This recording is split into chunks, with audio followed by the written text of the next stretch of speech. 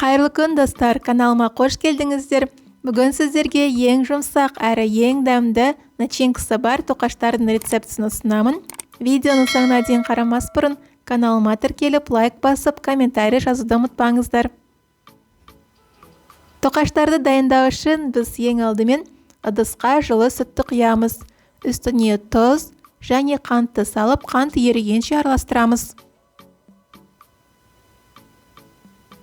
Содан соң үстіне бір жұмыртқа, ванилин және бір шай қасық ашытқыны салып, массамызды жақсылап тұрып араластырып аламыз.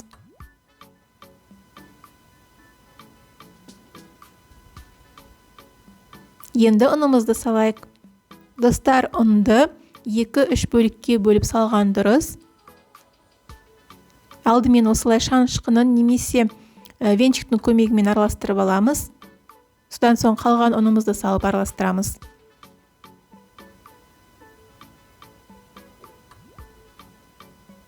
Енді бөлме температурасында еріген сары майды салып, қалған ұнымызды қосып, қолымыздың көмегімен қамырды илейміз.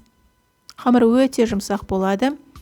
Достар, видеода белгіленген мөлшерден көп ұн қоспаңыздар. Қамыр қатайып кетуі мүмкін.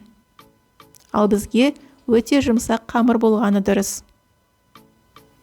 Енді қақпағын жауып, 1,5-2 сағатқа жылы жерге қоямыз. Мінеки 1,5 сағат уақыт өтті, қамыр жақсы болып көтерілді. Енді қамырды 12 бөлікке бөлемін. Менде 12 тоқаш болады. Содан соң видеода көрсетілгендей етіп, қамырды домалақтаймыз. Барлығын домалақтап болған соң, үстін жауып, шамамен 10 минутқа қоямыз.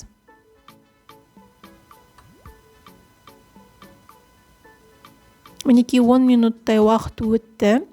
Мен салмасына вареный сгущенканы қолдандым. Ал сіздер кез келген начинканы қолдансаңыздар болады. Ол варенье болуы мүмкін, джем немесе нутелла. Өте дәмді болады. Бір ас қасықтай начинканы салып, осылай жан-жағын жауып, домалақтаймыз. Барлығын формамызға салып шығамыз. Дайын болған тоқаштардың үстін жауып, жарты сағатқа жылы жерге қоямыз. Әдемі болып көтерілу қажет. Мінеки тоқаштарымыз жақсылап көтерілді.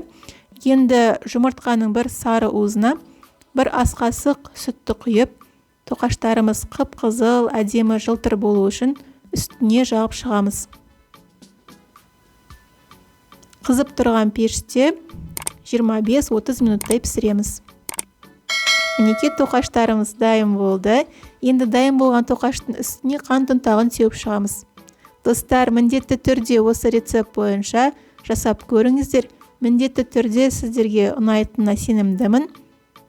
Қараңыздар, өте жұмсақ болады. Отбасыларыңызды осы рецептпен қуантыңыздар. Видео ұнаса, лайк басып, комментарий жазып, каналға тіркелуді ұмытпаңыздар. Алдағы уақытта өте көп рецепттер болады. Видеоны көргендеріңіз үшін рахмет. Сіздермен бірге болған Мөлдір.